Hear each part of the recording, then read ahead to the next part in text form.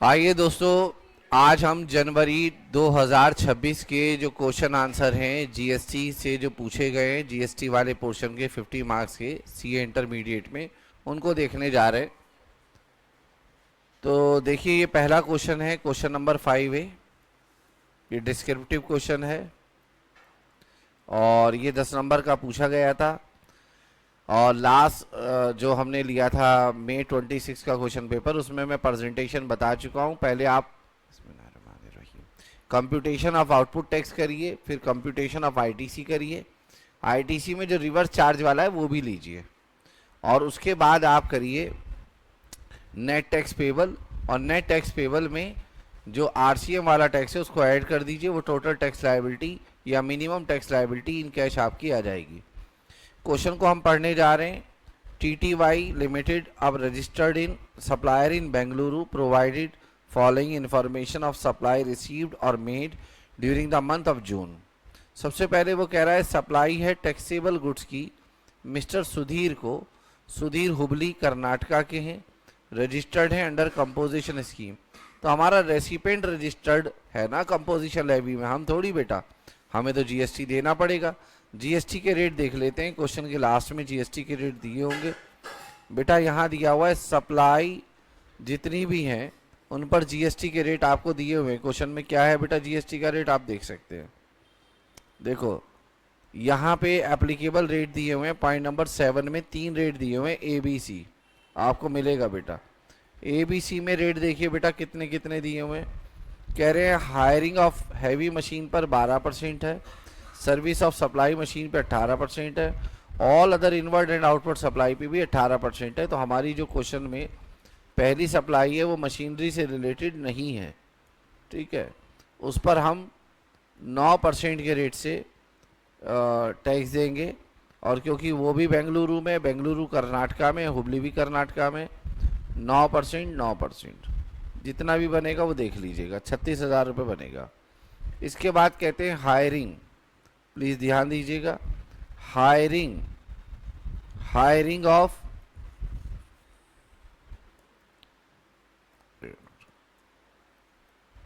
इस पे था ना 9%। अब आता है बेटा hiring receipt for supply of industrial heavy machine along with supply of machine with operator.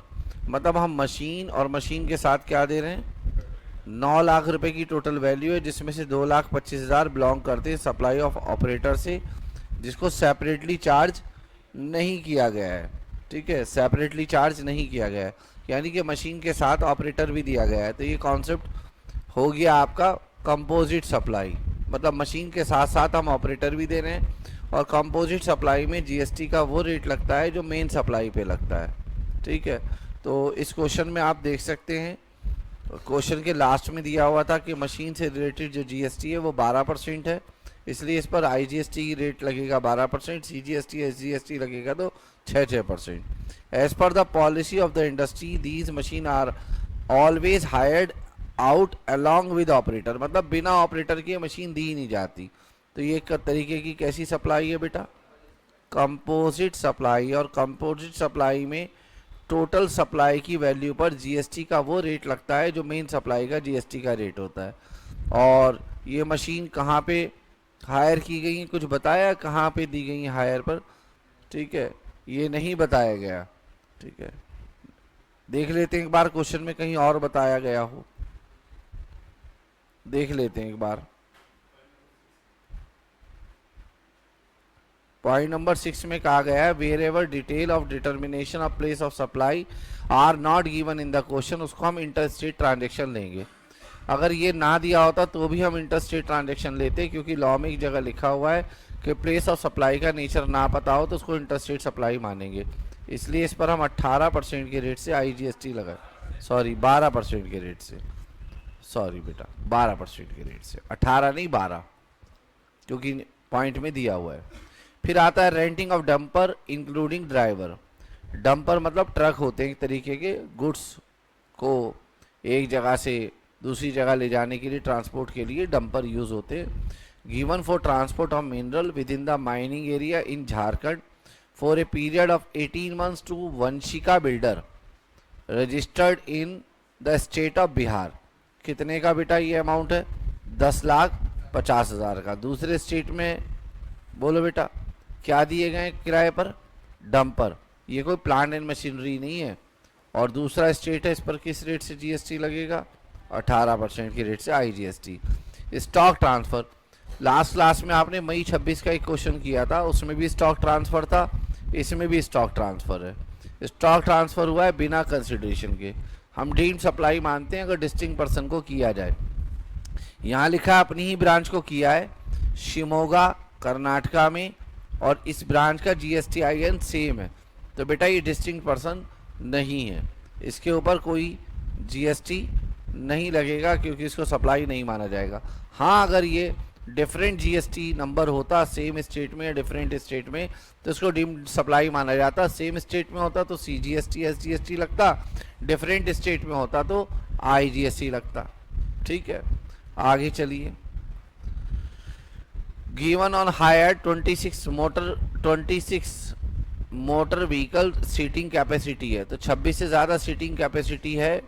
26 motor vehicle दिए जिसमें सीटिंग कैपेसिटी 14% से ज़्यादा है, एक्सक्लूडिंग ड्राइवर। ड्राइवर को मिला के 15 सीटिंग कैपेसिटी हो गई। और ये दिया गया है Karnataka state road transport corporation को। बेटा याद रखना कि अगर आप कोई ट्रांसपोर्टेशन का काम करते हैं और उसमें अपनी सर्विसेज आप देते हैं किसी स्टेट को, बेटा स्टेट गवर्नमेंट को, ठीक है ना, यहाँ पे आप बाई सर्विस दे रहे हैं by way of giving on hire of state transport undertaking को आप अपनी सर्विसेज दे रहे हैं, बेटा इसके ऊपर कोई GST नहीं लगेगा। ये कैसी सप्लाई है? एग्जेम्प्ट सप्लाई है। ये बात आपको एग्जेम्पशन के चैप्टर में मिल जाएगी। हाँ, ये कर्नाटका स्टेट रोड ट्रांसपोर्ट ना होता, किसी और को आप सप्लाई कर रहे होते जो स्टेट अंडरटेकिंग ना होती तो GST लगता। फिर इसके बाद आपने परचेज किए हैं बेटा 4 इलेक्ट्रिक स्कूटर जिसकी इंजन कैपेसिटी 23 सीसी है, 23 सीसी, 25 सीसी से कम है, तो बेटा ये मोटर व्हीकल नहीं माना जाएगा और इस पर ITC ब्लॉक नहीं होगा क्योंकि ये 23 सीसी का है। ठीक है, ये मोटर व्हीकल नहीं माना जाएगा और इस पर ITC ब्लॉक नहीं होगा। कहाँ से ख़रीदा है? राजस्थान से। तो 4,80,000 रुपये का 18% निकाल दीजिए, बताइए कितना आएगा। उतने का ITC आपको मिलेगा और ये IGST मिलेगा। कितना? 86,000, 86,400 का ITC मिलेगा। इसके बाद विजय हैं, एक MD हैं, मैनेजिंग डायरेक्टर हैं, ये गए हैं जी Surat Gujarat for a business meeting in June. ये सबसे क्रिटिकल पॉइंट था जब ये जनवरी 2026 में क्वेश्चन आया था, सबसे मेन पॉइंट यही था इस क्वेश्चन का। Mister Vijay went to Surat Gujarat for a business meeting in June 2025, stay for 3 days in Royal Residency hotel registered in the state of Gujarat. देखो ये 3 दिन के लिए वहाँ स्टे करेंगे, यानी कि एक दिन का किराया अगर देखा जाए तो कितना हो गया? 6,000। होटल एकोमोडेशन चार्जेस टोटल 18,000 है excluding GST for the same. बेटा अब क्वेश्चन उठता है, सबसे पहले तो कहाँ पे गए हैं ये? गुजरात में, है ना। होटल चार्जेस एकोमोडेशन पे किए, बोलो हैं कहाँ के managing director? Managing director went to Surat Gujarat for a business meeting, है ना। बोलो तो प्लेस ऑफ सप्लाई क्या है बेटा? सूरत गुजरात। क्यों? क्योंकि जहाँ इमूवेबल प्रॉपर्टी से रिलेटेड सर्विस दी जाती है, इमूवेबल प्रॉपर्टी जहाँ सिचुएटेड होती है, लोकेटेड होती है, वही प्लेस ऑफ सप्लाई माना जाता है। तो बेटा प्लेस ऑफ सप्लाई क्या है इस क्वेश्चन में? गुजरात है ना, सूरत। अच्छा, दूसरा क्वेश्चन ये है कि यहाँ ITC मिलेगा या नहीं मिलेगा? तो यहाँ पे ITC नहीं मिलेगा। ITC ना मिलने के पीछे कारण क्या है? कारण ये है कि इसका जो पर डे का चार्जेस आएगा वो आएगा बेटा 6,000 रुपये। कितना आएगा? 6,000 रुपये। और एक नोटिफिकेशन है जिसमें ये लिखा हुआ है कि अगर 7,500 रुपये पर डे से कम होटल टैरिफ हो तो होटल वाले उस पर GST चार्ज नहीं करेंगे भी, तो उस पर ITC आपको नहीं मिलेगा। तो यहाँ पे यही पॉइंट है, यहाँ पे जो 6,000 रुपये का ये पॉइंट बनेगा, इस पर बेटा आपको आईटीसी नहीं मिलेगा। ठीक है, क्यों नहीं मिलेगा मैंने आपको बता दिया है। ये सप्लाई जो है ना, क्या कह रहे हैं दोबारा सुन लीजिए। मिस्टर विजय हैं, मैनेजिंग डायरेक्टर हैं, सूरत गए किसके लिए, बिजनेस मीटिंग के लिए, वहाँ रॉयल रेसिडेंसी होटल में रुके हैं इन the state of Gujarat. Hotel accommodation के चार्जेस 18,000 हैं फॉर द स्टे। देखना इसके बारे में कोई इन्फॉर्मेशन दी है क्या कहीं पर, पहले वो देख लो कोई इन्फॉर्मेशन है क्या, नहीं है ना। तो इसके बारे में मैं आप लोगों को पहले भी जब मैंने आईटीसी का चैप्टर कराया था तो इस क्वेश्चन को वहां डिस्कस किया था मैंने आईटीसी के चैप्टर में, जब आईटीसी का चैप्टर कराया था उस समय ये डिस्कस किया था मैंने।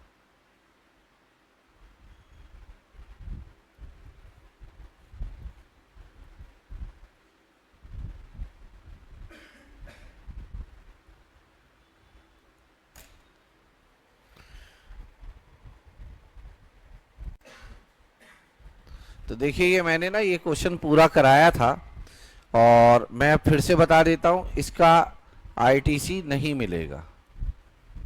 कारण क्या है, 6,000 रुपये किराया पर डे, अगर ये 7,500 से ऊपर होता तो आईटीसी मिलता। ये आपको बात मॉड्यूल में नहीं मिलेगी, ये एक अलग से नोटिफिकेशन में है पॉइंट। मैं ऑलरेडी आईटीसी के चैप्टर में लास्ट क्लास में जो क्वेश्चन आंसर कराए थे उसमें ये क्वेश्चन मैंने आपके साथ डिस्कस किया था, वहाँ पे ये क्वेश्चन था। इसकी फेयर प्रेजेंटेशन वाला आंसर भी मैं अभी आपको शो कर दूंगा। फिर आगे देखिए एडिशनल इन्फॉर्मेशन में क्या कह रहा है। In the month of December 24 the company had availed services in an inter state transaction with a taxable value 6 lakh रुपए, और this transaction was liable to tax under reverse charge. Payment for the same to the supplier was not made till the current month, यानी कि जून 2025 तक आपने इसकी payment नहीं करी। However tax due under the set transaction was paid to government in December and input tax credit was availed in the month. तो अब question उठता है कि इसका क्या करना है इस वाले पॉइंट का।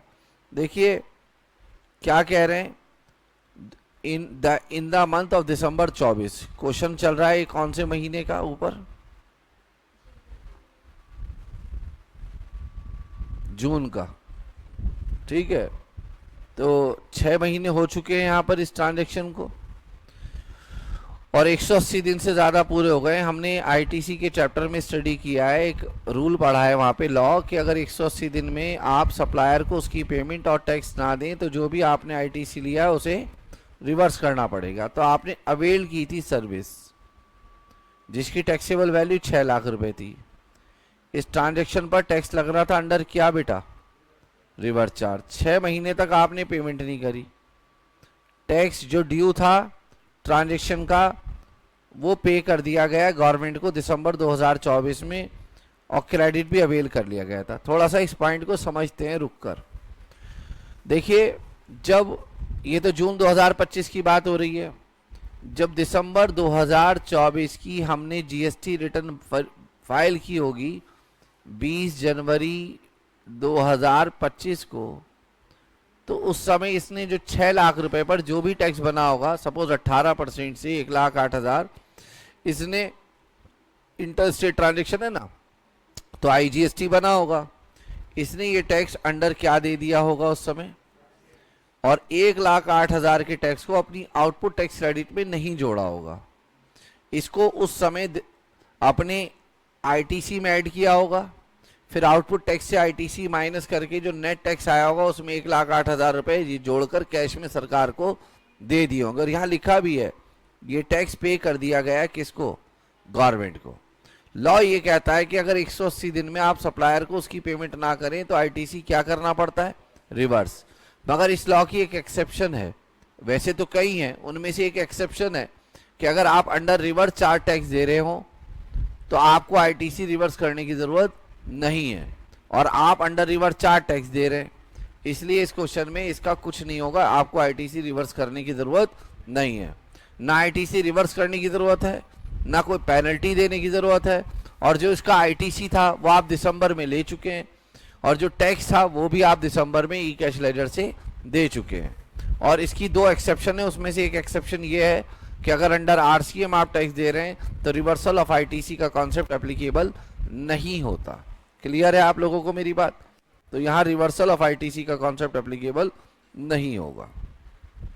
फिर आता है 11 जून 2025 को इनको एक डेबिट नोट मिला है 2.5 लाख रुपए का इंट्रास्टेट टैक्सेबल सप्लाई के लिए। Underlying invoice was issued in the month of October, और ये इनवाइस बेटा कौन से महीने का है?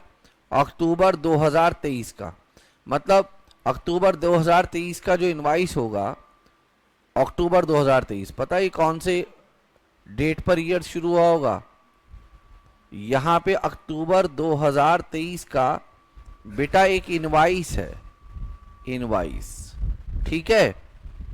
उस इनवाइस से रिलेटेड एक डेबिट नोट है। डेबिट नोट सप्लायर तब इशू करता है जब उसे अपनी टैक्स लायबिलिटी बढ़ानी हो। ये डेबिट नोट इशू हुआ है। अच्छा, इसके बाद आ गया 24-25, फिर आएगा 25-26। इसके जून 2025 में 11 जून 2025 को एक डेबिट नोट यहां पर इशू किया गया या मिला है इसको, जो इस डेट से रिलेटेड है, इस इनवाइस से रिलेटेड है।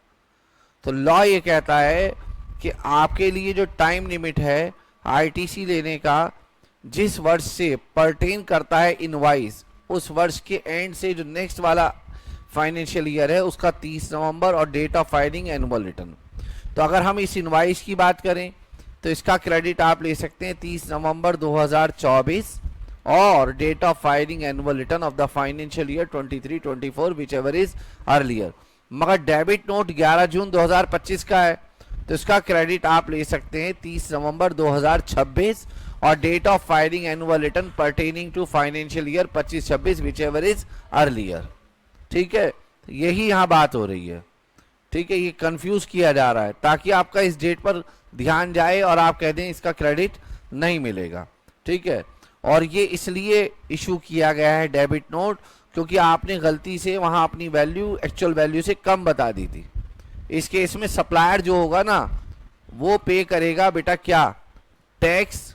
डेबिट नोट की वजह से सप्लायर अपनी टैक्स लायबिलिटी बढ़ाता है और अक्टूबर 2023 से और जून 2025 तक का इसका जो सप्लायर है वो इंटरेस्ट भी देगा 18% के रेट से, और जो रेसिपेंट है उसको क्रेडिट मिलेगा। सप्लायर 11 जून को इसको अपनी उसमें दिखा देगा, क्या बोलते हैं, जून के महीने का जो जीएसटी R1 होगा उसमें शो कर देगा, और रेसिपेंट को यानी कि हमको, क्योंकि हमको ये रिसीव हुआ है। पता नहीं ये पूरी ट्रांजेक्शन आप समझे या नहीं समझे, समझ गए? तो 2025-26 में हमारे पुरानी किसी ट्रांजेक्शन का डेबिट नोट मिला है, सप्लायर उस पर टैक्स देगा, हमको आईटीसी मिलेगा। कितने का है? 2,50,000 का। कैसी सप्लाई है बेटा? Intra state. तो 2,50,000 पर 9% के रेट से सीजीएसटी और एसजीएसटी का क्या मिलेगा? क्रेडिट। बाकी तो कह रहे हैं all the figures are exclusive of GST, all the condition necessary for availing ITC वो फुलफिल हुई हैं। एज्यूम करना है inward supply use for outward taxable supply only, place of supply given ना हो तो हम पहले ही पढ़ चुके हैं, इंटरस्टेट, ये जीएसटी के रेट दिए, और हमें जून मंथ की मिनिमम टैक्स लायबिलिटी बतानी है कैश में। ठीक है,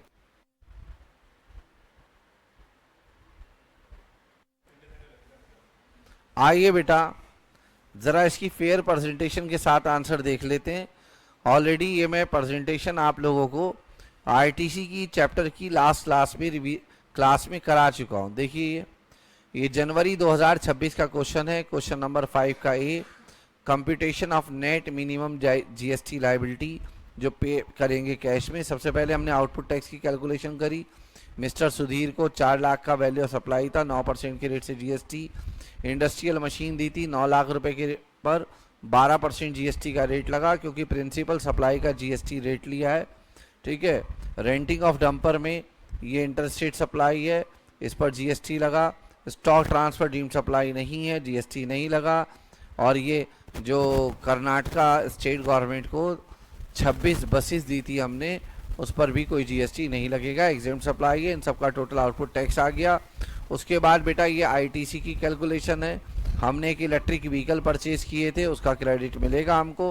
होटल चार्जेस का हमने सिंपल भाषा में ये लिखवा दिया कि जो 18,000 है 3 दिन का टैरिफ है, इसका कोई क्रेडिट नहीं मिलेगा। अवेलमेंट ऑफ क्रेडिट है, जो ओवर ड्यू था इसके ऊपर कुछ भी नहीं करना है, क्योंकि reversal of ITC is not required since tax is payable under RCM. आपको आईटीसी, अगर वो आरसीएम में ना होता, फॉरवर्ड चार्ज होता, तो 6 लाख रुपए पर जो जीएसटी बनता उसका आईटीसी आपको रिवर्स करना पड़ता। वो रिवर्स पता है कहाँ आता, यहाँ ना आता। फिर वो ये जो आउटपुट टैक्स की कैलकुलेशन की है इसमें ऐड करके दिखाते हैं। क्लियर है? बोलो बेटा हाँ। फिर नेक्स्ट पेज पर डेबिट नोट की वजह से हमारा आईटीसी और मिलेगा हमको। ये टोटल आईटीसी हो गया। फर्स्ट आउटपुट टैक्स इतना आया था, सबसे पहले हमने आईजीएसटी का, फिर सीजीएसटी का और फिर एसजीएसटी का क्रेडिट लिया। अगर कोई अंडर आरसीएम टैक्स दिया जाता तो उसको यहाँ पे ऐड कर देते, ठीक है, और वो आरसीएम वाला टैक्स आईटीसी की कैलकुलेशन में भी आता। क्लियर है? आइए बेटा अब अगला क्वेश्चन देखते हैं। ये था क्वेश्चन नंबर 5 का ए। अभी देखिए बेटा 5 का B. Messrs Fry Limited registered in the state of Rajasthan sold one machine to BGC in the state of Rajasthan in the month of May at a contract price of 8.5 lakh exclusive taxes and discount। GST के rate दिए हुए हैं। Following amounts have been charged from BCG in addition to contract price। Contract price के अलावा कुछ और चीज़ें भी चार्ज की गई हैं। ये क्वेश्चन वैल्यू ऑफ सप्लाई का क्वेश्चन है। आउटवर्ड फ्रेट चार्जेस, ये कॉन्ट्रैक्ट डिलीवर करने का था मशीन एट बीजीसी फैक्ट्री, यानी कि एफओआर था, मतलब हम आपके यहाँ तक पहुँचाएंगे मशीन को। तो बेटा ये जो हम फ्रेट चार्जेस ले रहे हैं फॉर डिलीवरी ऑफ मशीन, क्योंकि यहाँ पे सप्लायर इस बात के लिए एग्री कर रहा था कि हम आपके प्रीमाइसिस तक ये मशीन पहुँचाएंगे, तो बेटा ये वैल्यू ऑफ सप्लाई का पार्ट होगा। 8.5 लाख रुपए में ये 42,000 रुपये ऐड किए जाएंगे। बोलो बेटा बात समझ में आ रही है नहीं? एडिशनल इन्फॉर्मेशन कही गई है।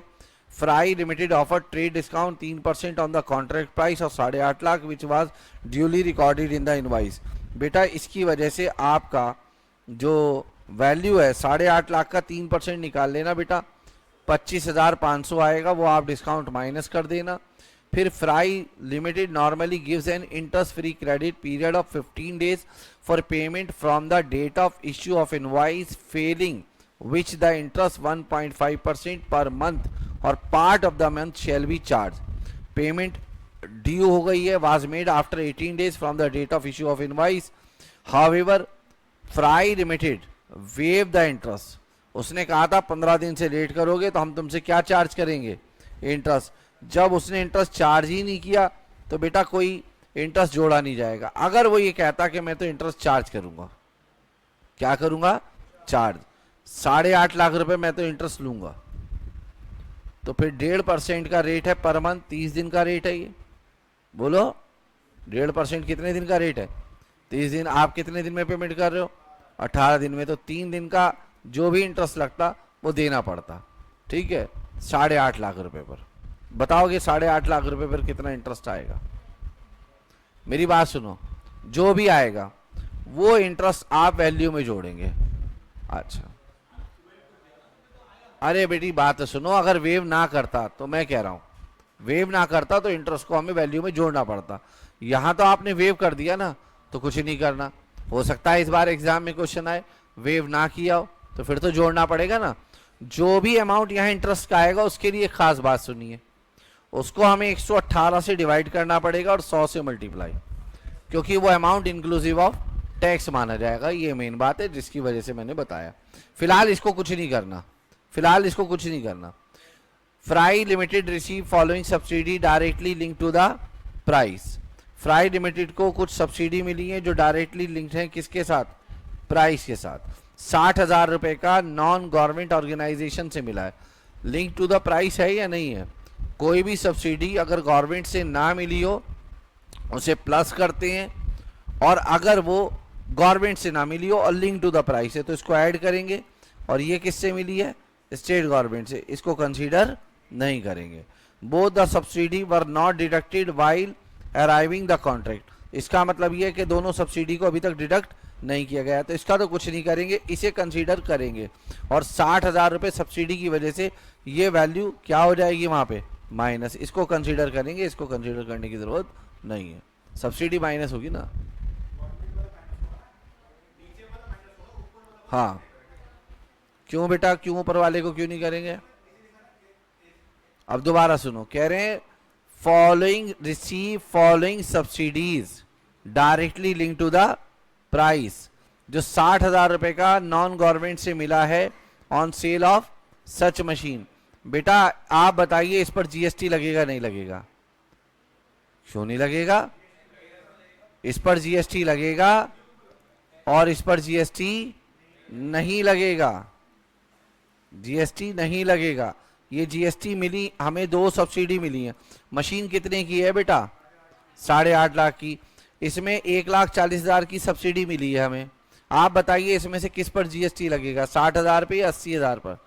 60,000 पर। तो 60,000 तो इसमें रहने दो और 80,000 इसमें से हटा दो, क्योंकि यहाँ लिखा है दोनों को अभी तक क्या नहीं किया गया, डिडक्ट नहीं किया गया।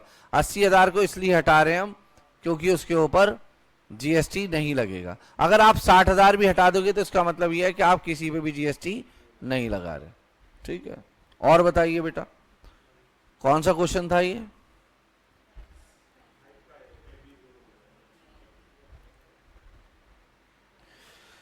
फाइव का बी था, पेपर कौन सा था? जनवरी 26 का। तो बेटा मैं आपके सामने ये जनवरी 26 का क्वेश्चन है, वैल्यू ऑफ सप्लाई के चैप्टर में लिख रहा हूं, जनवरी 2026 का क्वेश्चन है, क्वेश्चन नंबर 5 का बी है। ठीक है, ऊपर कितनी वैल्यू थी बेटा सबसे पहले? 8.5 लाख। उसमें बेटा 40,000 जोड़े थे, बताइए 42,000, ये जोड़ दीजिए। 3% डिस्काउंट कितना आया था? 25,500। फिर इंटरेस्ट का क्या करना था? कुछ नहीं करना था। उसके बाद बताइए बेटा क्या था? 60,000 की सब्सिडी का कुछ नहीं करना था। 80,000 की सब्सिडी, बताइए माइनस करके क्या आएगा? ये आ गई वैल्यू ऑफ सप्लाई, बताइए कितना है? 786। चलिए आगे, क्वेश्चन नंबर 6 का ए। चलिए जी क्वेश्चन नंबर 6 का ए पढ़ते हैं।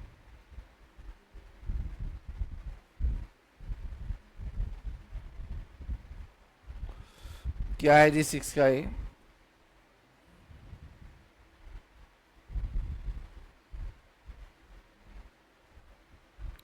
Messrs ABC and Company, unregistered partnership firm having operation in Kerala, made a payment of advance amounting to 1.5 lakh to Messrs K Transport GTA on 5 अगस्त। तो एक रजिस्टर अनरजिस्टर्ड है, कैसी firm है? पार्टनरशिप फर्म है, और ये बेटा एडवांस पेमेंट करती है 1.5 लाख को जीटीए को 5 अगस्त को। बेटा सर्विस के केस में एडवांस पे जीएसटी लगता है, गुड्स के केस में एडवांस पे जीएसटी नहीं लगता। बैलेंस 2.5 लाख रुपए उन्होंने दिए 10 नवंबर को। You are required to determine the time of supply if the invoices for services are raise. ठीक है, मैं आपको याद दे रहा हूँ, टाइम ऑफ सप्लाई का यहाँ सेक्शन लगेगा 13 सबसेक्शन 1, 13 सबसेक्शन 2, 13 सबसेक्शन 3, ये वाले सेक्शंस लगेंगे। सबसे पहले यहाँ पे ये पार्टनरशिप फर्म है, और पार्टनरशिप फर्म को सर्विसेज मिल रही हैं, और सर्विसेज देने वाला कौन है? जीटीए। अच्छा, जीटीए अगर किसी पार्टनरशिप फर्म को अपनी सर्विसेज देता है ट्रांसपोर्टेशन ऑफ गुड्स की, तो उस पर under reverse charge partnership firm को टैक्स देना होगा। अगर under reverse charge partnership firm tax देती है तो सेक्शन लगेगा 13 सबसेक्शन 3, और अगर अंडर फॉरवर्ड चार्ज जीटीए खुद टैक्स देता है तो सेक्शन लगेगा 13 सबसेक्शन 2, टाइम ऑफ सप्लाई का। ठीक है, टाइम ऑफ सप्लाई पूछ रहे हैं ना इसमें। आगे लिखा है invoices are required to be issued by the, इसका मतलब है सप्लायर अगर इनवाइस इशू कर रहा है तो इसका क्लियर कट मतलब है, ठीक है ना, जीटीए टैक्स देगा, क्योंकि इनवाइस तभी सप्लायर इशू करता है। द सप्लायर हैज नॉट, मगर यहाँ आगे ये भी बोल दिया, supplier has not exercise the option to pay tax on services of GTA in relation to transport of goods supplied by it under forward charge. इसका क्लियर कट मीनिंग है क्या लगेगा, और इसका जो टाइम ऑफ सप्लाई है वो under section 13 subsection 3 निकलेगा। तो टाइम ऑफ सप्लाई देख लीजिए, अंडर सेक्शन 13 सबसेक्शन 3 क्या होता है, date of receipt of payment in the books of account of the recipient, date of payment, ठीक है ना, debited in the books of account in the bank account of recipient, और बेटा 61 days होता है from the date immediately following the date on which, ठीक है ना, इनवाइस हैव बीन इशूड। बोलो यही होता है ना बेटा। तो यहां पे आप बताओ क्या होगा फिर फर्स्ट केस में, कब किया गया है बेटा इनवाइस रेस, 5 सितंबर 2025 को, है ना। अब सबसे पहले बताइए, दो केस हो गए ना यहाँ, 5 अगस्त के लिए अलग निकालेंगे और 10 नवंबर के लिए अलग। कौन सा क्वेश्चन था बेटा ये, 6 का ये। इसको मैं टाइम ऑफ सप्लाई वाले चैप्टर में लेके जा रहा हूं। ये टाइम ऑफ सप्लाई है, उसका सेक्शन नंबर 13 सबसेक्शन 3 है, ये वाला section time of supply section 13 subsection 3। और इनवाइस कौन इशू कर रहा है, सप्लायर। तो date of payment recorded in books of account recipient, date of payment debited in bank account recipient, और 61 days from the date of issue of invoice, है ना। ये हम देखने जा रहे हैं। क्वेश्चन नंबर कौन सा है बेटा, 6 का ए, जनवरी 2026। तो लॉ क्या है बेटा, time of supply of service under RCM under section 12 subsection 3 is 13 subsection 3 is earliest of following dates. Number 1, मैं शॉर्ट में डेट ऑफ पेमेंट लिख देता हूं, date of payment, date of payment में दोनों डेट आ गई। और number 2, 61st day from date of issue of, ठीक है। और आरसीएम क्यों लग रहा है यहां,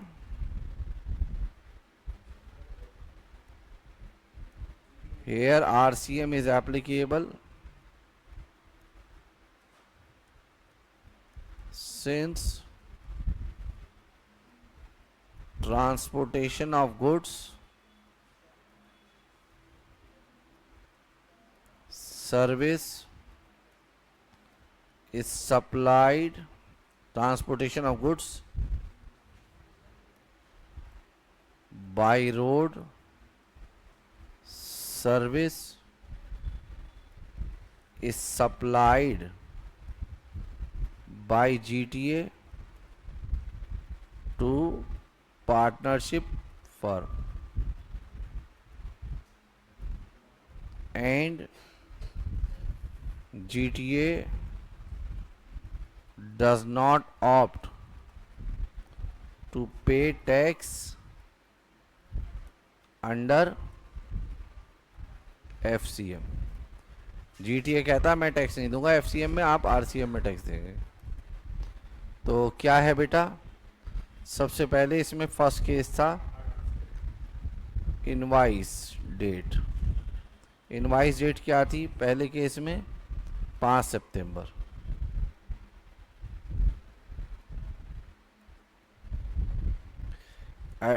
और टाइम ऑफ सप्लाई बताना है हमको,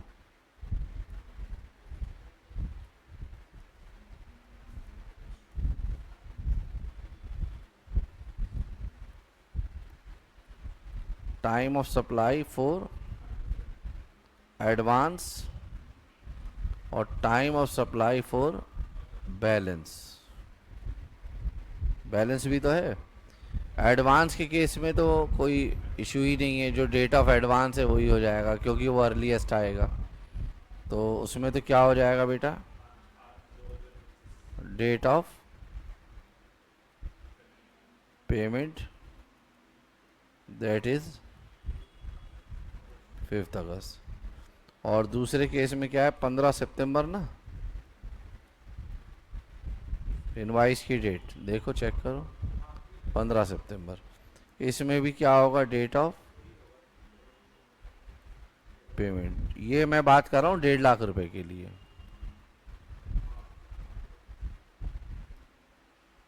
फिफ्थ अगस्त, ये रुपीज़ 1.5 लाख की बात हो रही है। अब बात करें रुपीज़ 2.5 लाख की, तो वहाँ ये सेक्शन देखा जाएगा 13 सब सेक्शन 3।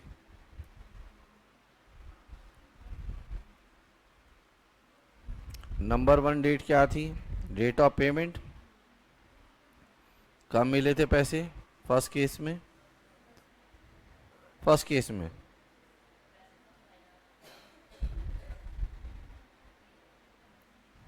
अच्छा 10 नवंबर है, 10 नवंबर 10 नवंबर ना, हाँ 2025, ठीक है। और 61 डेज कहाँ तक आएंगे,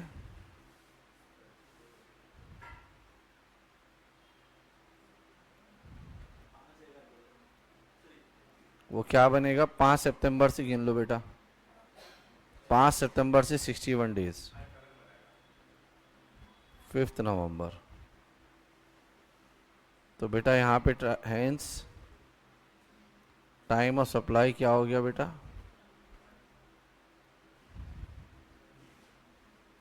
फिर बेटा दूसरे केस में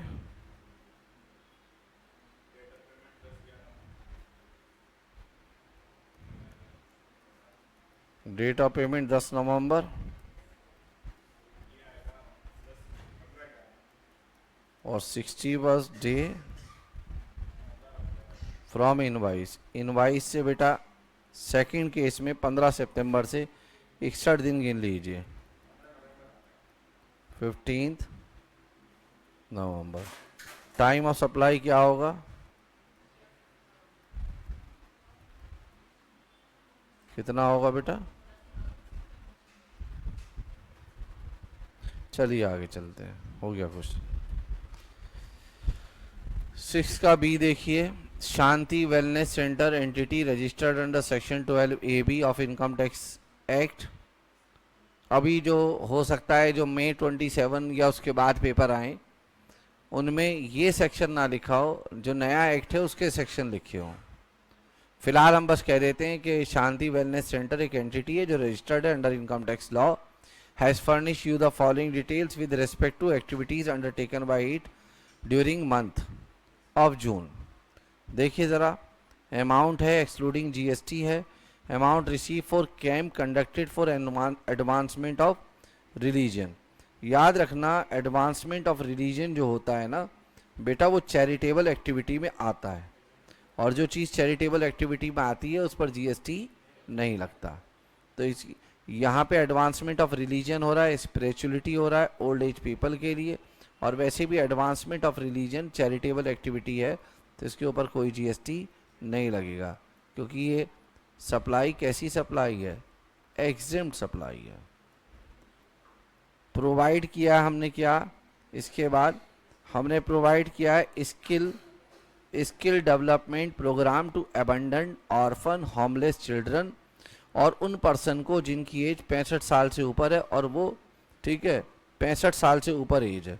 तो देखिए जो 65 साल से ऊपर एज है उनके केस में भी, जो अबंडन ऑर्फन और होमलेस चिल्ड्रन होते हैं उसके केस में भी अगर कोई स्किल डेवलपमेंट प्रोग्राम चलाया जाए तो वो एग्जेम्प्ट होता है। मगर इसमें एक ट्विस्ट है, ये 1 लाख रुपए तो एग्जेम्प्ट है, मगर ये जो 2 लाख रुपए है ना ये एग्जेम्प्ट नहीं है, टैक्सेबल है। सर क्यों बेटा, ये अर्बन एरिया में है, अगर ये रूरल एरिया में होता तो टैक्सेबल होता, सॉरी तो एग्जेम्प्ट होता, रूरल एरिया में होता। अभी इस 3 लाख में से 1 लाख पर नो जीएसटी और 2 लाख रुपए पर जीएसटी लगेगा। बेटा बात समझ में आ रही है। तो टैक्सेबल सप्लाई इसमें से 2 लाख है। रेंट आउट किया हमने बेटा एक small portion of premises to book shop selling spiritual literature for the purpose of business. 1 month का रेंट हमारा 12,000 है और उसमें लिखा है कि 1 मंथ का रेंट 9,999 तक होना चाहिए, 10,000 से कम होना चाहिए, तो ये टैक्सेबल है बेटा, ये अमाउंट टैक्सेबल है। तो अभी तक 2 लाख टैक्सेबल है और 12,000 टैक्सेबल है। इसके बाद बेटा ग्रांट एडवर्टाइज किया हमने, मतलब परमिशन दी है हमने किसी को पब्लिसिटी करने के लिए कि हमारी ट्रस्ट का जो बिल्डिंग है उस पर आप पब्लिसिटी कर सकते हैं, इस पर भी टैक्स लगेगा। इसके अलावा हमने एक ऑर्गेनाइज किया है basketball training camp for coaching of teenager.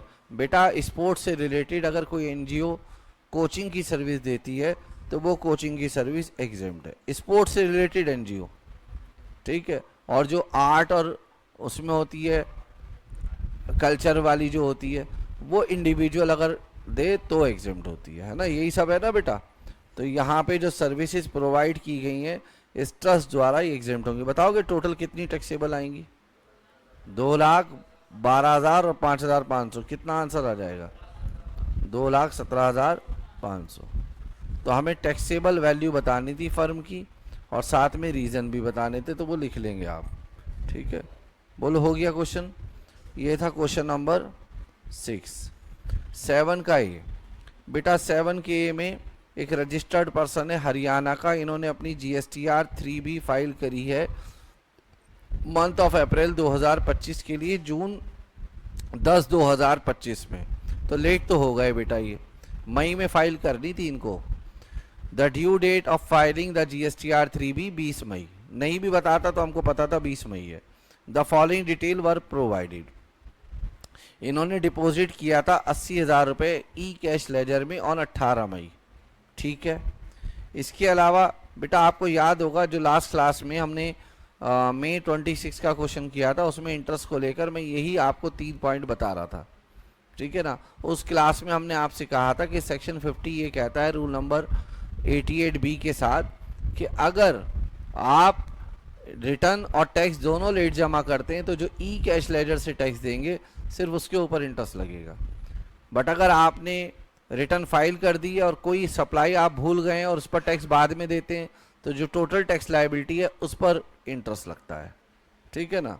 तो यहाँ पर कह रहे हैं डेबिट किया हमने ई कैश लेजर कौन सी तारीख को? 10 जून को, मतलब पैसा तो जमा करा दिया था ई कैश लेजर में, मगर जब रिटर्न फाइल करी तो 10 जून को करी। कोई प्रोसीडिंग हमारे ऊपर सेक्शन 73, 74, 74A में नहीं है। इंटरेस्ट का रेट 18% है और टैक्स पेबल है हमारा 2 लाख रुपए का, जिसमें से ITC हमने 1,20,000 का लिया है और 80,000 रुपये का हमने क्या लिया है? ई कैश लेजर से। You are required to calculate interest payable with reference to rule number 88B 1। Further calculate करना है amount of interest payable if the amount of 80,000 is deposit in cash ledger, वो कौन सी तारीख को पे कर दिया जाता, ठीक है ना। तो सबसे पहले तो मैं आपको बताऊं, आपको जो इंटरेस्ट देना है वो उस अमाउंट पर नहीं देना जो आपने ITC से टैक्स दिया है, यानी कि इस पर इंटरेस्ट नहीं लगेगा। इंटरेस्ट लगेगा बेटा किस पर? 80,000 रुपये पर। तो ज़रा बताओ 80,000 रुपये पर इंटरेस्ट का अमाउंट बताना है ना। हाँ, तो बताओगे बेटा 80,000 रुपये पर 18% के रेट से इंटरेस्ट निकालो, कितना बनेगा? कितना बनेगा? नहीं बेटा, आप इंटरेस्ट भी तो निकालो, डेट से निकालो 20 मई से लेके और 10 जून तक का। 20 मई से 10 जून तक 21 दिन बनते हैं। तो आप इंटरेस्ट निकालो 80,000 रुपये पर 18% के रेट से 21 डेज का इंटरेस्ट 800। तो ये फर्स्ट वाले का आंसर 828 रुपया है। फिर कहते हैं सेकंड पार्ट में कि हमको फर्दर क्या है? The amount of interest payable, ठीक है। और अगर इंटरेस्ट पेबल करते हैं आप किसके through? If calculate the amount of interest payable if the amount of 80,000 is deposit in e cash laser. E cash ledger में कब पे कर रहे हैं बेटा पैसा? 24 मई को, है ना, जमा कर रहे हैं। कोई बात नहीं, आइए इसका आंसर लिख लेते हैं बेटा।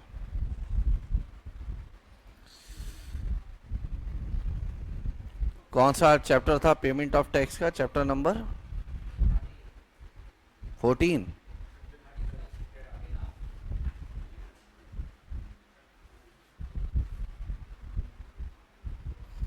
ये है बेटा वो सेक्शन जिसके बारे में क्वेश्चन किया गया है। ठीक है, इसका हमने ये कुछ क्वेश्चंस भी इसके लिखवाए थे अपनी तरफ से। ठीक है,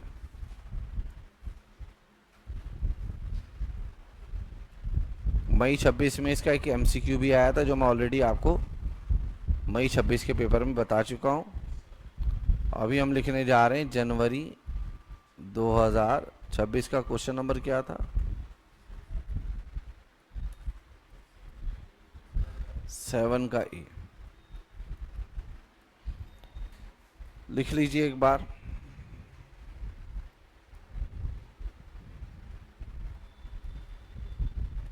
interest is required to pay from the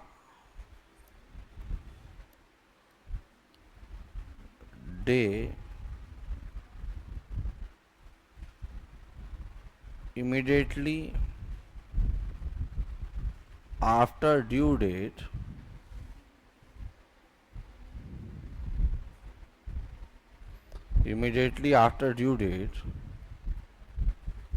of payment of tax till the date of payment of tax.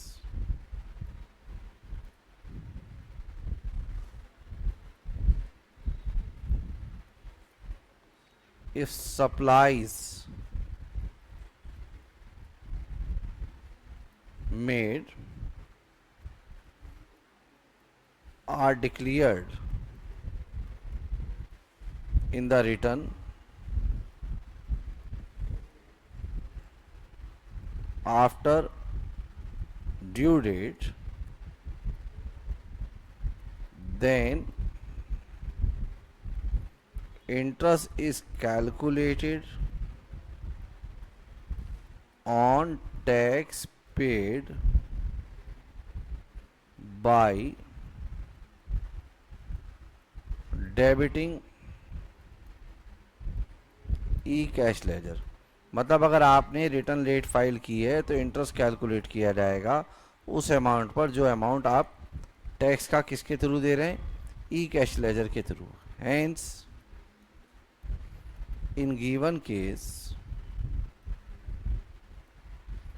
interest is payable on rupees 80,000। ये वो टैक्स पेड है जो बाय डेबिटिंग क्या दिया गया है?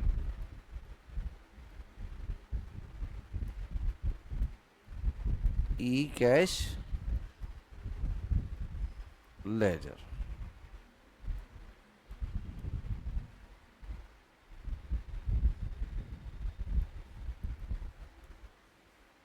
ठीक है,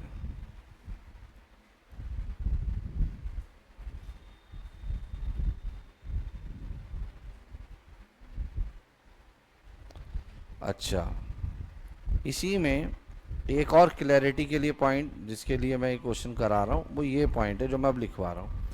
फर्दर देखिएगा, further where any amount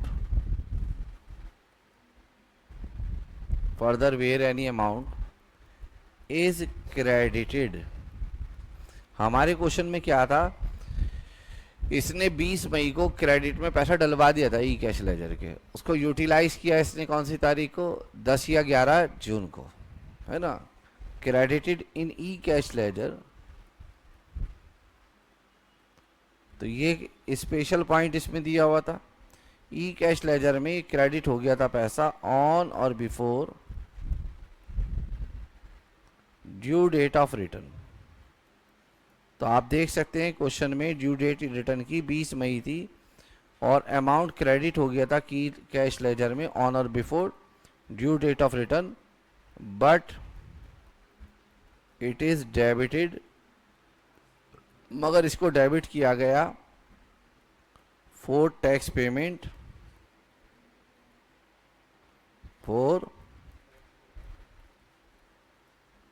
tax payment at time of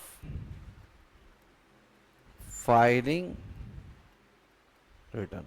मतलब ई कैश लेजर में हम पहले ही पैसा डलवा चुके थे। बात समझ में आ रही है? हम ऑलरेडी पैसा डलवा चुके थे ई कैश लेजर में, ठीक है ना? बोलो।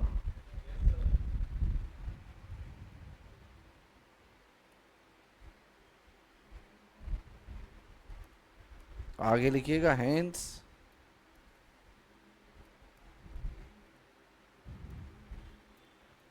in given case rupees 80,000 is deposited, deposit हो गया था कहाँ पर? ई कैश लेजर में। ये पैसा ई कैश लेजर में डिपॉजिट हो गया था। तारीख देखेंगे क्या है।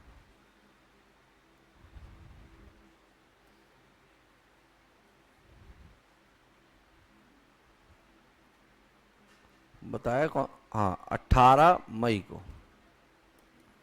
ऑन 18th मई को, that is before due date of filing return of April month. April month की रिटर्न फाइल करने की जो ड्यू डेट है उससे पहले ही पैसा ये जमा हो चुका था। ऑल्दो हमने इसको डेबिट किया है, बट डेबिटेड ऑन कौन सी तारीख को बेटा? 10 जून को, ठीक है। तो कैसे इंटरेस्ट कैलकुलेशन होगा? यहां लिखेंगे therefore इंटरेस्ट जो पेबल होगा वो होगा 2 लाख रुपए की बेटा टैक्स लायबिलिटी थी। बेटा ध्यान दो, 2 लाख रुपए की टैक्स लायबिलिटी थी, जो 1,20,000 है आईटीसी से, क्योंकि आपने रिटर्न भी लेट फाइल करी है। रिटर्न अगर आप लेट फाइल करते हैं तो जो ई कैश लेजर के थ्रू टैक्स दिया जाता है वही आपको क्या करना होता है? माइनस, मतलब उस पर इंटरेस्ट नहीं लगता। और जो टैक्स आप देते हैं, सॉरी, जो ई क्रेडिट लेजर से टैक्स देते हैं उस पर इंटरेस्ट नहीं लगता, और जो ई कैश लेजर से टैक्स देते हैं उस पर इंटरेस्ट लगता है। तो इसमें ई कैश लेजर से उसने कितना टैक्स दिया है? मात्र 80,000। तो इसी 80,000 पे इंटरेस्ट लगना चाहिए था, मगर वो कह रहे हैं कि ये 80,000 रुपये भी हम जो ड्यू डेट थी रिटर्न फाइल करने की उससे पहले ही जमा कर चुके हैं, तो इसलिए उसको भी हम माइनस कर देंगे और इस पर भी कोई इंटरेस्ट नहीं लगेगा। तो इस पर कितना इंटरेस्ट आ जाएगा बेटा? यहां मैं इंटू में लिख देता हूं इंटरेस्ट रेट। तो टैक्स हो गया बेटा क्या? निल। फिर इसके सेकंड केस में पता है क्या कहा गया है? रुपीज 80,000 डिपॉजिटेड ऑन 24 मई, that is after due date of filing return. यहां पे वो कंसीडर किया जाएगा। इन दिस केस इंटरेस्ट जो होगा वो क्या होगा? 2 लाख माइनस 1,20,000 इंटू में 18% इंटू में 21 डेज। इंटरेस्ट लगेगा कहां से कहां तक का बेटा? 20 मई से लेकर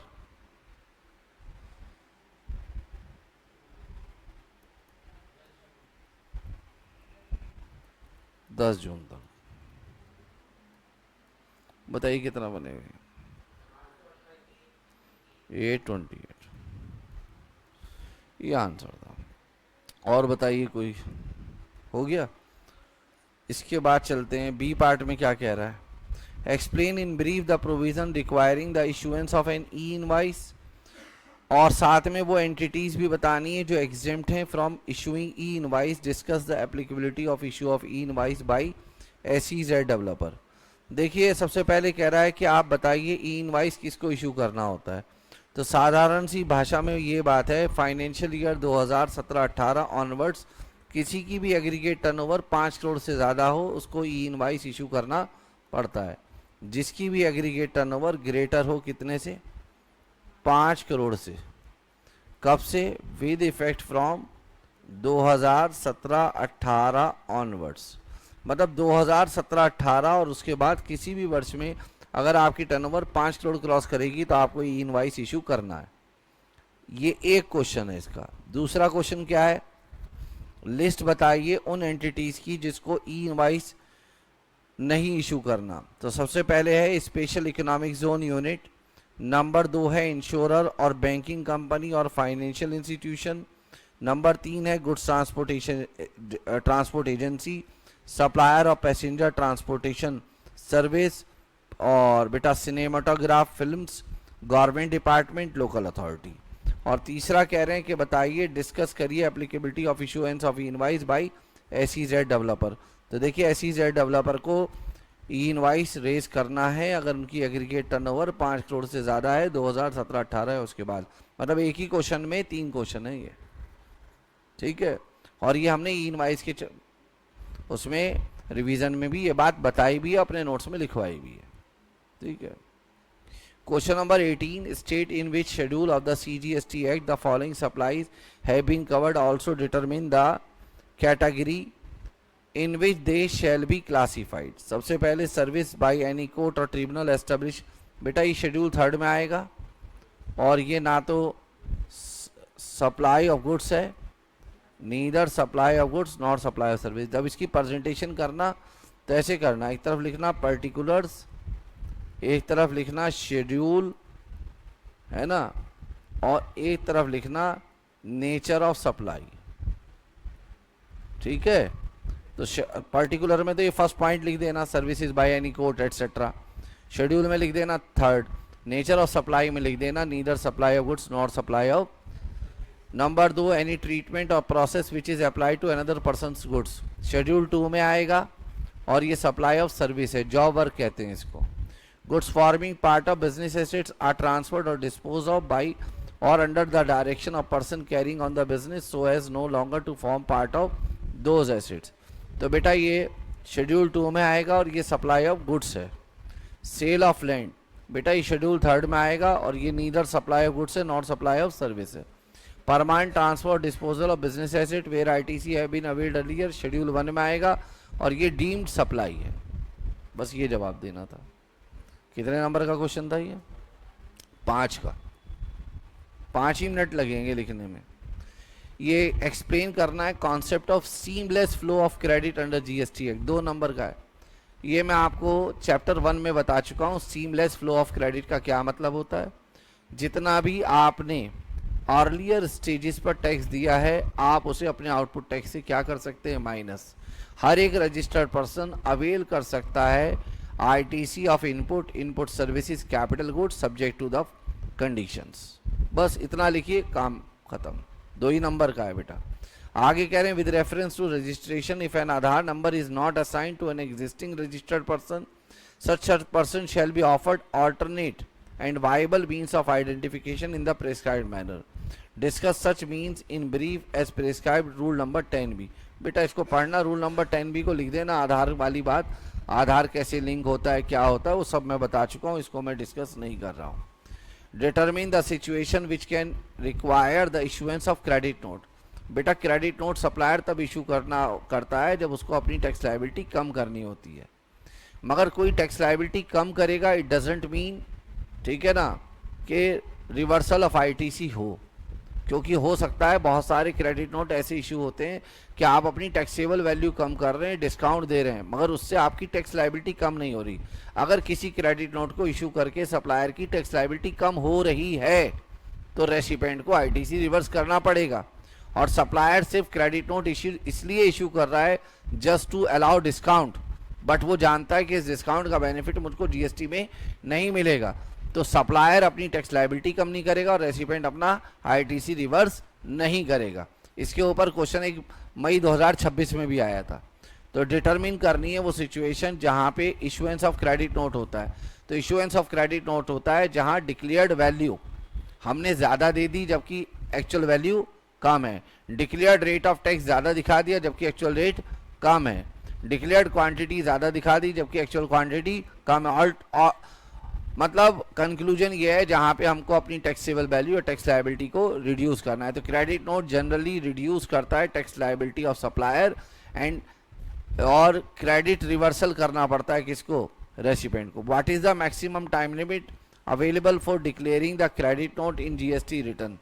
तो क्रेडिट नोट इशू करने के लिए क्या है बेटा टाइम लिमिट, वो आप जानते हैं 30 नवंबर और फाइलिंग ऑफ एनुअल रिटर्न, है ना, यही सब है ना बेटा। हाँ या ना में जवाब दो बेटा।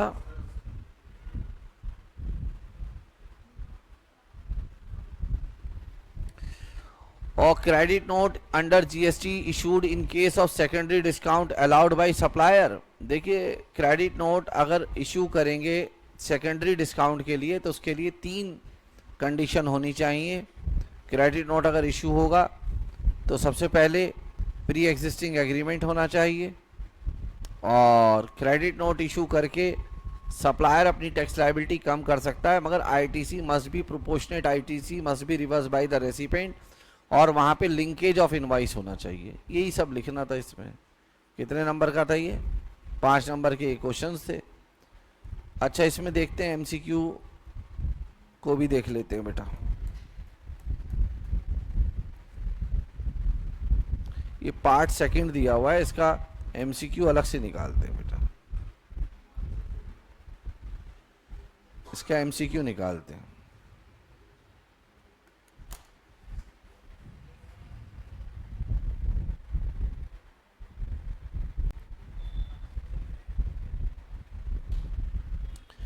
Shivanand steel limited is a leading manufacturer of stainless steel. ये हम बेटा जनवरी 2026 के एमसीक्यू देख रहे हैं, क्वेश्चन नंबर 9 से 16 तक, जो पार्ट 1 में है। केस सिनेरियो 3rd मिलेगा आपको।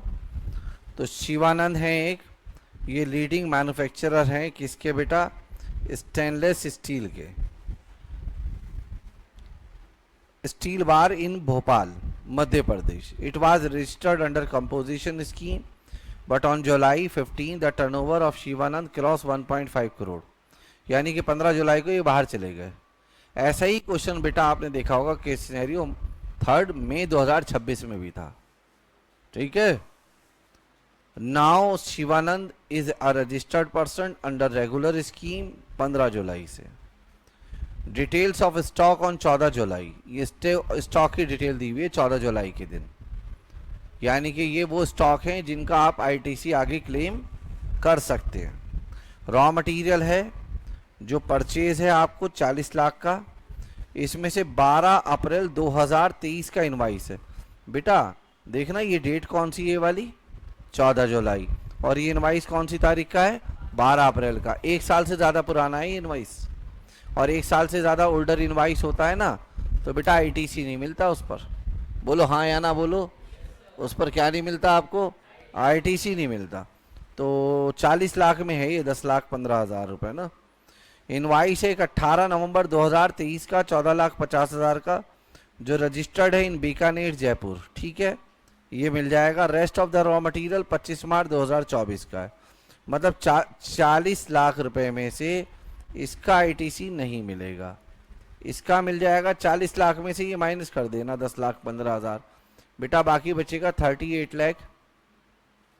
39,85,000, उसका क्रेडिट आपको मिल जाएगा, ठीक है। और उसके लिए स्टेटमेंट आपको 30 दिन के अंदर अंदर देनी होगी, ठीक है। तो आप जब मई 2026 का क्वेश्चन देखेंगे तो कुछ इसी तरीके से आ रहा था वहाँ, ठीक है ना।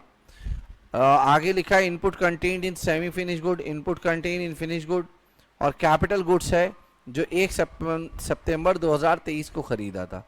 इसके लिए बेटा आपको पता होना चाहिए कि इसका आईटीसी कैसे कैलकुलेट करते हैं, उसके लिए आपको आईटीसी का चैप्टर अच्छे से पता होना चाहिए। फिर लिखा है कंपनी चार्ज कर रही है डेप्रिसिएशन 10% स्ट्रेट लाइन मेथड पर। चलो अब बेटा पूरा जैसे हमने कल लास्ट उसमें कहा था कि पूरा एकदम से पढ़ने नहीं बैठेंगे, सिर्फ रेट देख लेंगे जीएसटी के 9%, 9% और 18% है। और कह रहा है what will be the amount of ITC available to Shivanand steel for goods held in stock other than the capital goods. आपको आईटीसी बताना है शिवानंद को कितना मिलेगा उस गुड्स का जो स्टॉक में है other than capital goods, capital goods को छोड़कर कितने का क्रेडिट मिलेगा। याद रहे 9% रेट है। तो देखिए ज़रा अपना कैलकुलेटर उठाइए, एक तो आ जाएगा कहाँ का है, पहले तो ये देख लो भोपाल का। तो 40 लाख में से 10,15,000 हटा दो बेटा, बचा बाकी 29,85,000। इसमें से 10,15,000 हटा दो बेटा, ये बचेगा 29,80,000। उस 29,85,000 में से जो 14,50,000 हैं वो जयपुर से लिया है, बीकानेर जयपुर से, जो कि दूसरी स्टेट है। हम भोपाल के हैं ना, मध्य प्रदेश के। तो 14,50,000 पे बेटा 18% के रेट से आईजीएसटी निकालो। 14,50,000 पे 18% के रेट से निकालो। हाँ आईजीएसटी है बेटा ये, ठीक है। और 29,85,000 में से 14,50,000 माइनस कर दो, बचेगा बेटा 15,35,000। वो हम मानेंगे कि अपनी ही स्टेट से खरीदा होगा, उस पर 9% निकालो, सीजीएसटी आएगा 1,38,250। ये 150 ये सीजीएसटी आएगा। और यही सेमी फिनिश गुड देख लेंगे, कुछ नहीं कहा होगा तो हम मानेंगे कि वो यहीं से इनपुट खरीदा गया होगा, वो देख लेंगे बाद में। 35,55,000 का बेटा 18% निकालो, और 55,75,000 का भी ज़रा 18% निकालो, बाद में वो आधा आधा कर लेंगे 9%। बताओ कितना आएगा। 6 लाख ये, और 55,75,000 का 18%, 10,03,500। जरा इन दोनों को टोटल करना,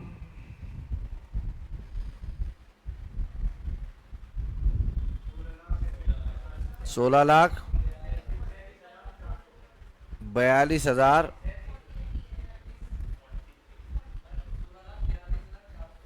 43। इसका आधा करोगे कितना आएगा, जरा देखते हैं बेटा क्या है पहला पॉइंट। 8 लाख कितना बता रहे हो इसका आधा, 8 लाख आधा, समझ रहे हो ना क्यों करा है। इनको जोड़ दो, ये सीजीएसटी आ जाएगा आपका। आईजीएसटी तो मुझे पता है 2,61,000 आएगा, तो ये तो हो नहीं सकता। ये वाला आंसर है बेटा इसका, सी आंसर इसका। क्लियर है बेटा आप लोगों को, बोलो हाँ।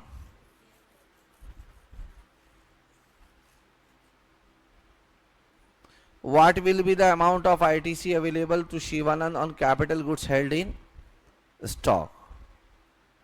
तो अब हमें बताना है गुड्स हेल्ड इन स्टॉक पर कितना आईटीसी मिलेगा। Amount of ITC available to Shivanand steel on capital goods. तो कैपिटल गुड्स देख लो बेटा कितने का है, 25 लाख का है, सितंबर में खरीदा था। और अभी ये कैलकुलेशन हो रही है कहाँ पे, जुलाई 24 में, और ख़रीदा कब था 1 सितंबर 2023।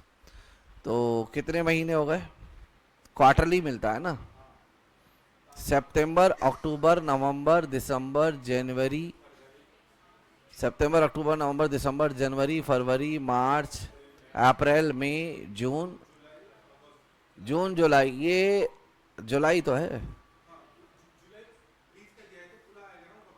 ये होगा बेटा 11 महीने। 9 और 2 11, जुलाई तक 11 महीने बन रहे हैं इनके, कितने 11 मंथ्स बन रहे हैं, है ना। तो 11 मंथ्स को आप जानते हैं पार्ट ऑफ द क्वार्टर को भी फुल क्वार्टर माना जाता है। तो बन तो रहे 3 क्वार्टर और तकरीबन 1.5 मंथ्स के आसपास, मगर ये 4 क्वार्टर हो जाएंगे टोटल। ठीक है, टोटल बेटा 11 साढ़े 11 महीने बन रहे हैं, 10 या साढ़े 10 महीने बन रहे हैं, तो ये बन जाएंगे बेटा पूरे 4 क्वार्टर। एक क्वार्टर का 5% इसमें से माइनस कर लो। ये कैपिटल गुड्स परचेज है, ये कैपिटल गुड्स की वैल्यू है। पहले तो देखो इस कैपिटल गुड्स पर जीएसटी का रेट कितना है, कहीं देखना क्वेश्चन में दिया है क्या, कैपिटल गुड्स पर जीएसटी का रेट 18% है। बोलो कैपिटल गुड्स खरीदा कहां से तक कहीं बताया है? चेक करो कहीं से कैपिटल गुड्स दिया हो, कहां से खरीदा था।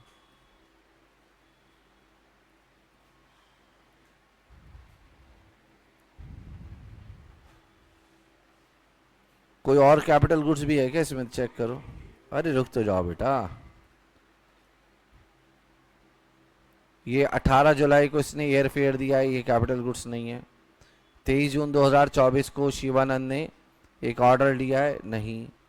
गुड्स रिमूव हुआ है, नहीं। One of the old customer, ठीक है, नहीं।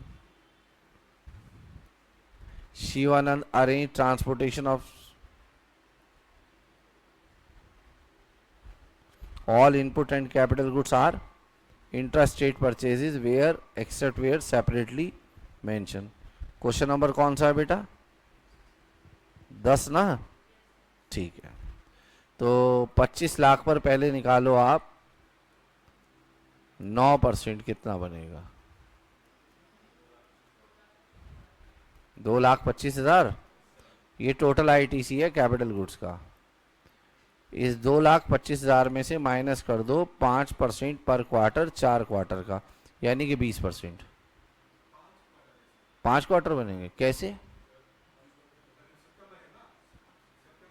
अच्छा पहले मेरी बात मान के करना जरा, 2,25,000 का 20% बनो। अरे रुक तो जाओ, कोई बात नहीं, आप करो तो सही माइनस। 1,80,000। बोलो कब खरीदा है हमने? 1 सितंबर को खरीदा ना। ये कौन सा, अच्छा आप क्वार्टर के हिसाब से ले रहे हो, जुलाई,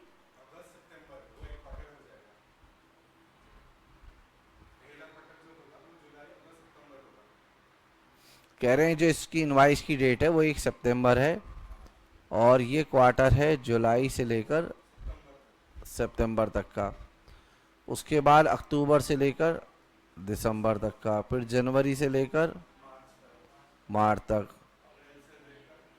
अप्रैल से लेकर जून तक, जुलाई से लेकर सितंबर तक। तो एक क्वार्टर 2 3 4 5, तो 5 का करोगे कितना, 25% आएगा। 2,25,000 का 25% बताना कितना होता है? 56,250। 56,250 2,25,000 से माइनस कर दो, 168। कौन सा है बेटा?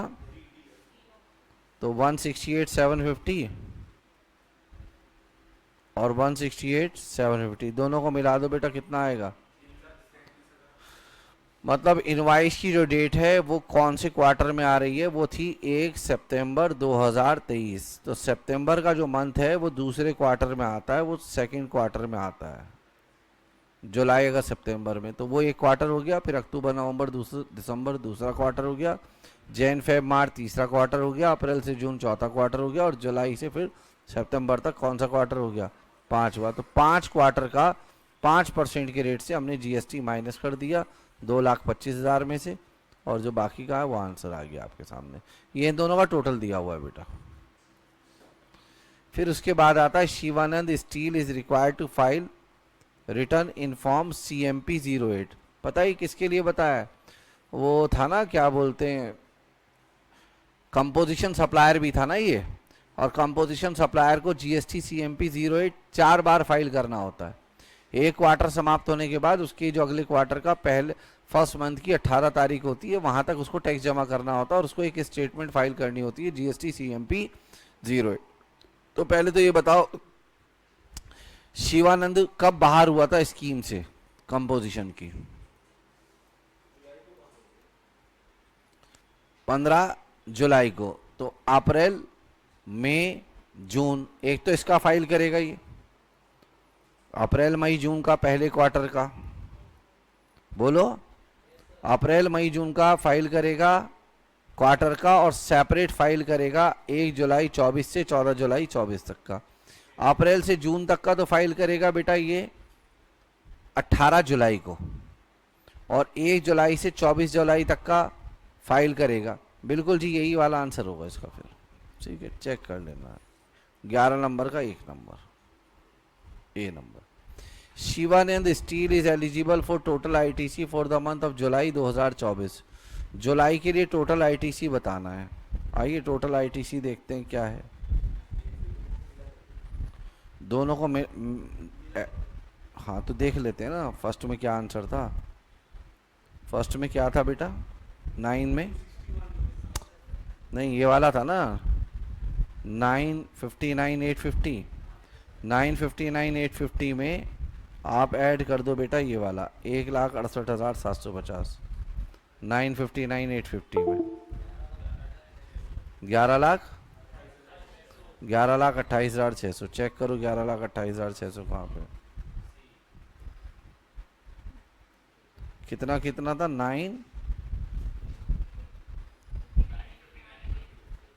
959, ये तो इनपुट पे था, और कैपिटल गुड्स पे कितना था? 750, ये कैपिटल गुड्स पे था। दोनों पे मिला के 11,28,600, 11,28,600 ये आईजीएसटी का, ये टोटल आईटीसी मिलेगा। क्लियर है? हाँ, 12 का कौन सा नंबर कौन सा है? बी। या तो कोई और अमाउंट भी होगा जो इसके अलावा होगा, चेक कर लेते हैं, कोई और चीज़ भी होगी। कह रहे हैं 11,28,600 नहीं आ रहा है, ठीक है देख लेते हैं। 18 जुलाई को इन्होंने एक एयर फेयर पे किया है 20,000 की flight to Itanagar Arunachal Pradesh in business class for manager who travelled for sale promotion of the firm. तो देखना इस पर जीएसटी का रेट कितना बनेगा। 20,000 पर 18% के रेट से 3600। 3600 में 3600 का कितना हाफ कितना बनेगा? 1800 बताना। 1800 इसमें जोड़ना कितना आएगा? 11,28,600 में 1800 जोड़ना मिल जाएगा।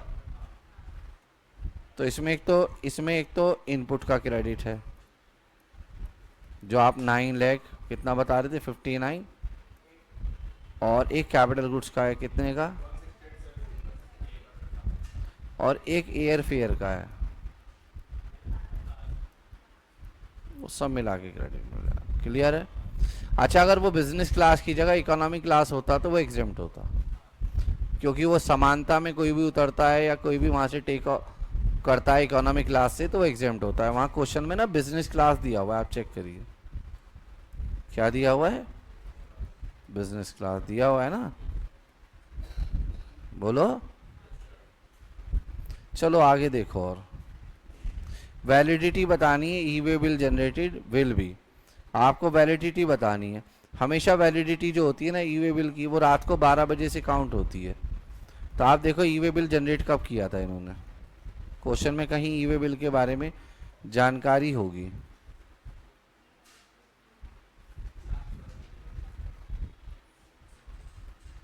The goods were removed from godown of Shivanand steel on 26 June.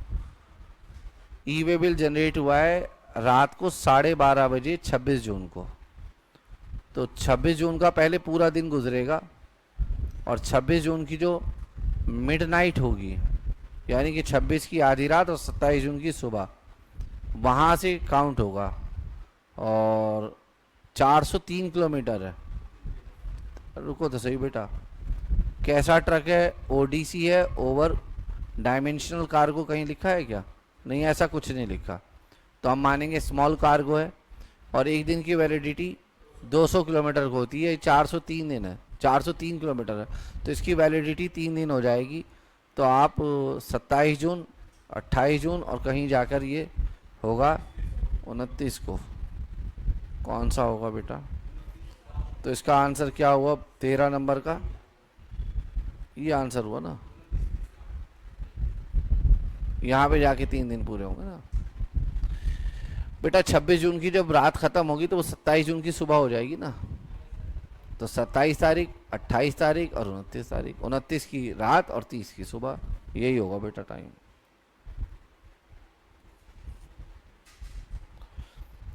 GST on services of transportation of goods provided by Shivanand Steel to Mr. Devdas. GST on services of transportation of goods provided by Shivanand Steel to Mr. Devdas. देखते हैं बेटा क्या था, mister Devdas को क्या provide किया था इन्होंने। वही पैरा पढ़ेंगे जहां पे देवदास के बारे में बात की गई थी। लास्ट वाला पैरा है। One of the old customer of Shivanand Steel Limited, Mr. Devdas of Bhopal, approached the company and requested to arrange the transportation of another goods purchased by him from a local supplier other than Messrs. Shivanand Limited.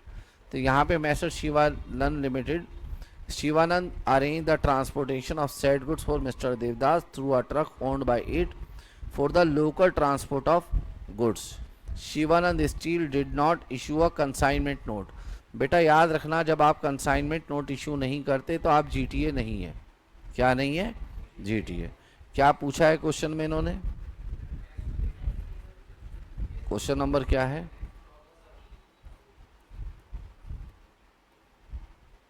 GST on services of transportation of goods provided by Shivanand to mister Devdas. तो यहाँ GTA बेटा, यहाँ वो तो है नहीं, क्या बोलते हैं सब। अच्छा, मिस्टर देवदास रजिस्टर्ड है या अनरजिस्टर्ड, ये भी तो चेक करो।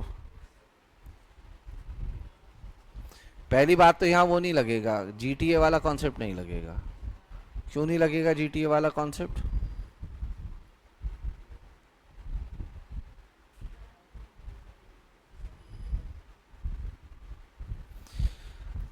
क्योंकि यहाँ पर कंसाइनमेंट नोट इशू नहीं हो रहा, तो जीटीए वाला कॉन्सेप्ट तो लगेगा नहीं यहाँ। है कहीं लिखा है? हाँ, ये नहीं लिखा कि वो रजिस्टर्ड है या नहीं। और ट्रांसपोर्टेशन ऑफ गुड्स की सर्विस किसी को भी दी जाए बाय रोड, वो एग्जेम्प्ट होती है। ट्रांसपोर्टेशन ऑफ गुड्स की सर्विस बाय रोड दी जाए अदर देन जीटीए, एग्जेम्प्ट होती है। ट्रांसपोर्टेशन ऑफ गुड्स पढ़ना एग्जेम्पशन में जाके, उसकी पहली लाइन लिखी है transportation of goods by road exempt होती है एक्सेप्ट दो, जीटीए और कोरियर एजेंसी। तो अब ये जीटीए है नहीं। जीटीए इसलिए नहीं है क्योंकि यहाँ लिखा है did not issue a consignment note. तो जो इशू नहीं करता कंसाइनमेंट नोट वो जीटीए नहीं होता। कोरियर एजेंसी है नहीं, ये तो स्टील बनाने वाला है। तो इस पर अब एग्जेम्पशन के चैप्टर में अगर हम जाएं तो वहाँ लिखा है transportation of goods by road, I think entry number 18 है, ठीक है ना। उसमें लिखा है transportation of goods by road exempt होता है। बस अगर वो बाय रोड ट्रांसपोर्टेशन जीटीए करता तो टैक्सेबल होता। फिर देखते कि रिवर्स चार्ज या फॉरवर्ड चार्ज में से कौन सा लगाना है। अभी ये इसका आंसर फिर क्या होना चाहिए?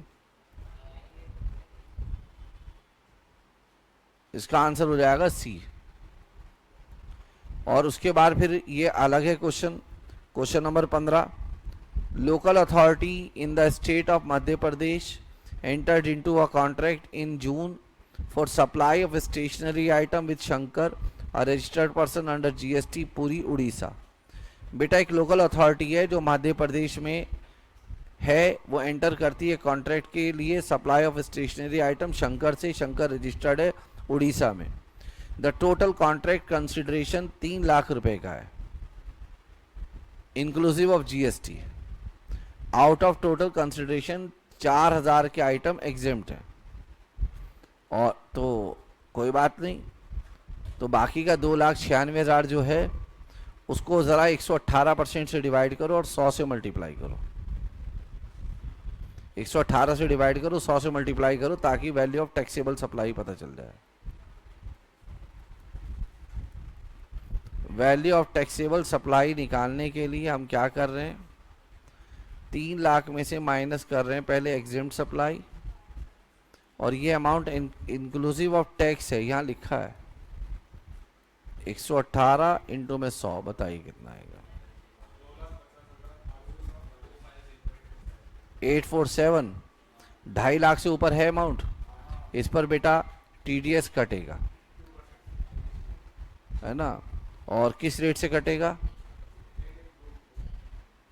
टीडीएस 1%, 1% है ना? और ये अलग अलग राज्य में है ना, तो 2% लगा दो इसका बेटा। 5016 पॉइंट, तो ये वाला आंसर है 5017। क्लियर है? हाँ या ना में जवाब दीजिए। आप देख भी रहे होंगे, इन्हीं 2 पेपर से आपको पता चल गया होगा कितना डेप्थ में पूछा जाता है। आप पढ़ के जाते रहिए, कॉन्सेप्ट जितनी मर्जी बार रिवाइज कर लीजिए, ठीक है? जब तक, इसीलिए मैं बार बार कहता हूँ कि क्वेश्चन आंसर की प्रैक्टिस बहुत ज़रूरी है।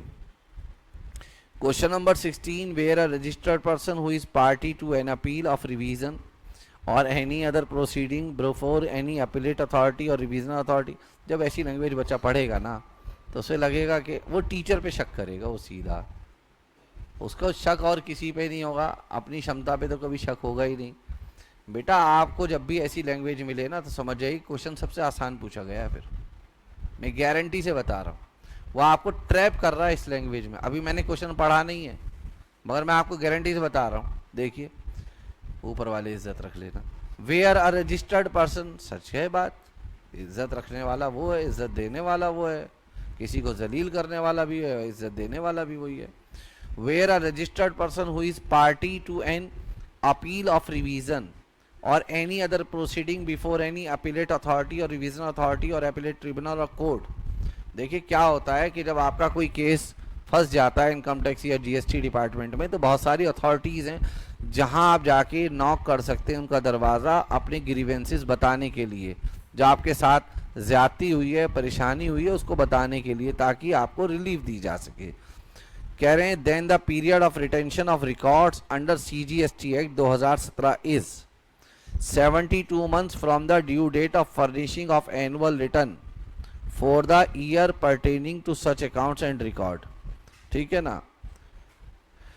1 year after the final disposal of such appeal or revision or proceeding or investigation। ठीक है, हमने ये पढ़ा था अकाउंट्स एंड रिकॉर्ड में 72 महीने लेते हैं date of filing annual return से। ठीक है, ये अकाउंट एंड रिकॉर्ड के चैप्टर में थी ये बात। अकाउंट एंड रिकॉर्ड का चैप्टर आपको जानकारी है कौन सा था?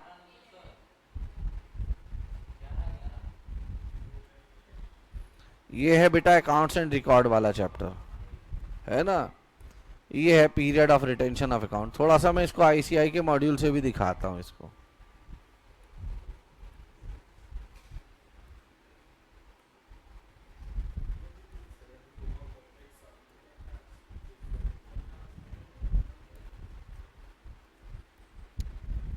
स्टडी मटेरियल कहाँ मिलेगा?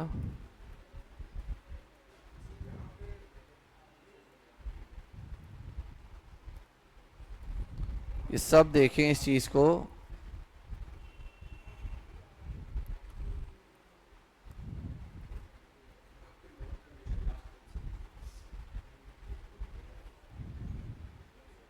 चैप्टर कौन सा है बेटा? चैप्टर नंबर है 11, है ना? ये चैप्टर है बेटा, मॉड्यूल निकाला है हमने आईसीआई का कि अकाउंट्स एंड रिकॉर्ड्स कितने दिन तक मेंटेन होंगे, है ना?